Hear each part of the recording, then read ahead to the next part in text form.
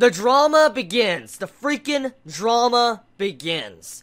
My god. So, we all saw this coming. We all knew that Fujimiya would eventually have lost her diary. That was obvious, that was gonna happen, but still, the way it was done, it just shows you the level of drama they can really show in One Week Friends if they want to. Okay, so that scene, when Fujimiya just loses her diary in the middle of the grass, and she goes back home, I know everybody had that face on them like, oh my god, here we go, because we knew we were about to see something sad, and then when we go into the halfway point of the episode, you hear the music starting to play, and all of a sudden you just see the look Fujimiya gives Hase was just so depressing. It was a really sad scene. At the very least this episode they managed to make up and they had their first fight. So technically this episode had a lot of development between these two characters. Let's talk about that. Okay, so the main subject of this episode focused around finding Fujimiya's diary that she lost, and she had a fight with Hase because, you know, she thought that everything she said was boring, and Hase, you know, said it wrongly and she didn't understand him correctly. So either way, it was their first fight as friends, and this usually happens. Close friends usually have fights. So this demonstrates that factor,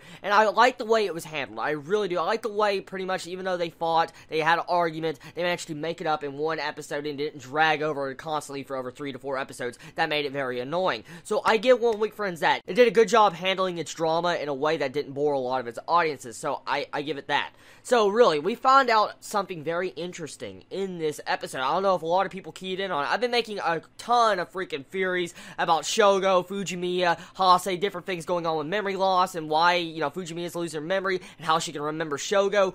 Well, we also see a demonstration in this episode that Fujimiya can downright just remember Shogo somehow. How? This is the big question now. This is the main question of the series I have been wanting to know. Okay, so in this episode, Fujimiya basically announces that she's friends with Shogo. She pretty much says that, okay? And so does Shogo. Week passes, and we see the drama with her losing her diary. She still manages to remember Shogo. So, right here, how? I mean, are they related? Are they freaking related? I mean, I've been bringing this up. We haven't had any key evidence that they're related anyhow. I mean, most likely they're friends in the past or not. I mean, with the way we see how they interact. I mean, the way Hase is around the entire subject of Fujimiya.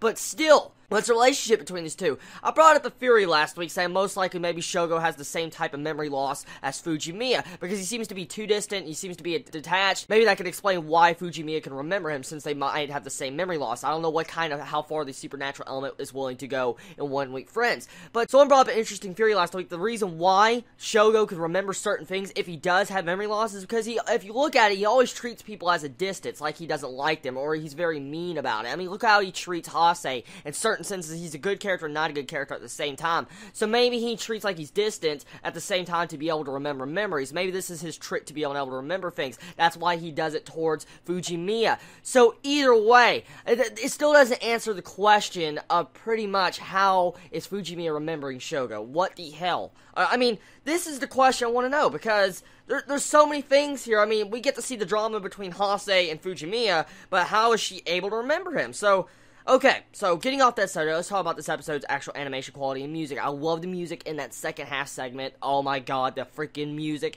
is awesome. I love the way the atmosphere is displayed with the rain, the coloring of the animation, the shading and all that, especially when it's raining at the end of this episode. Just getting to see that just really gave this episode some life it didn't have a couple episodes back. I mean, I'm not saying it didn't have life, I'm just saying it gave it a different type of life and atmosphere that we haven't seen from One Week Friends.